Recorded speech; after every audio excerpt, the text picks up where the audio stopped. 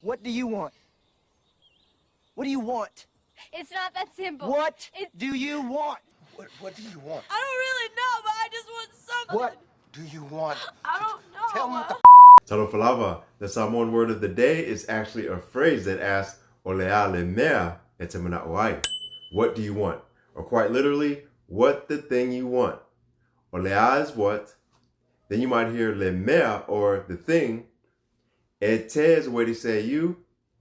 Mana'o is the word for want. And this ai, that's what you'll hear when questions are asked. You might even just hear Olea e te mana oai without the le mea. Now the e te, or you, can be replaced by tote or ya, luate or you two, late, those two, latote, those three or more, or whatever pronoun you want.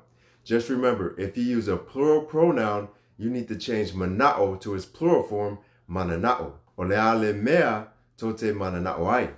What do you all want? Practice asking what do you want in Samoan. Maftakira la mo le awanoa, mato.